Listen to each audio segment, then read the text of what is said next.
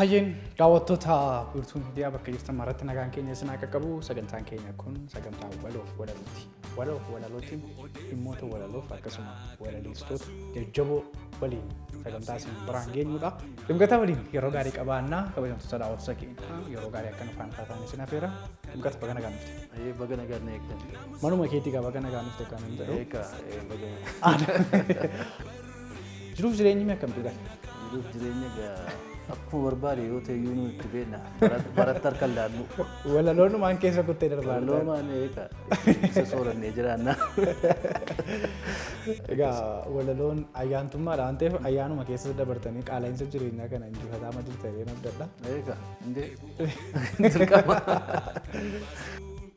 Egaa Najjoo biyya warqee kan jedhamu Najjoo alaltuudha itti dhalatte haalli ammarra jiru Najjoon kiiloomeetira 500 bahee nurraa fagaatee jira Finfinnee irraa. Mee ijoollummaa kee kamitti yaadatta? Duubatti nutti deebisa. Najjootti si geessa. Najjoon seenaa qabdi akka biyya kaanii akkuma Jaappaaniif akka Ameerikaanii teessumni lafa ishee baay'ee ol ka'aadha. Baay'inni nama ishee saayinsiif ga'aadha. Biqiltuu nyaataman akka muuzii, maangoo kan mootora hin qabne warshoota xixiqqoo qorichaa gaangoo gaabii uffannaa kan obbo guddaa obbo Waaqennaa leelaan maallee alfoo cuubee Najjoo meediin kilfoo oomishuunis ulee okkoo seenaa Najjoo keessaa tokko maal jedhee wantoota akkana dhalattoota naannoo sanaa. Xinqataan duruma gaafa walaloo kana hojjettu barreessuu kee caalaa akka itti namatti himtu akka itti sammuu namaa keessatu guddaadha jedhama.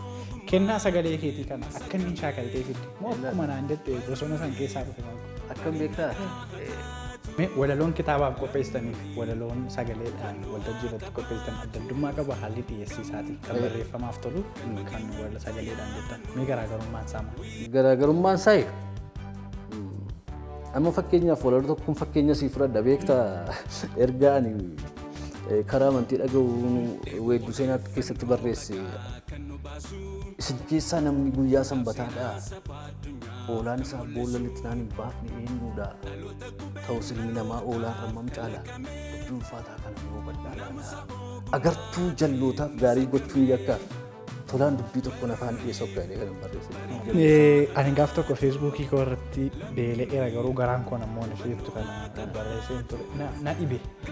Akka ati waan tokko yeroo beeloftu yeroo rakkattu waan itti cichite sanaaf immoo aarsaatiin kafaluu dandeessu. Kunuunsuun qaba jedheen walaloolee waltajjii irratti kan xiyyeeffachaa ture amma reefuudha kan xiqqoo ishee immoo gama artiidhaan gama sirbaadhaanis immoo xiqqoo shoora qooda kophaa'uun qaba jedhee baay'ee jira amma falmataa kabbadaa faadhaaf kan hojjedheen jira Aliimaa Abdallaan faan jira simbirtuu barii kan jedhu Leengaddaa Barraa beeki cimanii ibidda obeessu quncee dhumaan fo'anii jabeessu ija gartuu jaamsa baay'inni boo'ichaa gamtaa qabaachuudha citiin moo'ichaa lachuu waliin qabna hidda dhiigaa keessaan humna wal harkisu kottu sanyii koo meeshaa wal fakkaatu wal bira fannisu.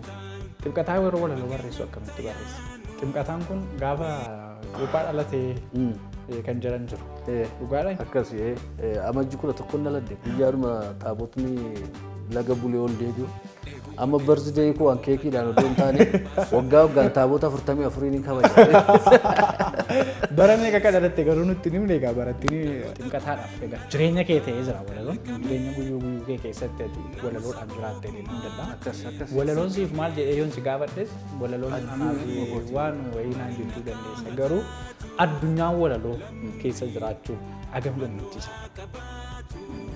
Gammachiisaadha jechuun dhalattee irraa duutus jabbiinaadhaan qabne mucha arreenootu seenaa keetu kooti eenyummaa kee keessaa mul'ata kan kootu jedhe akkasii wantoota artee Oromoo keessa.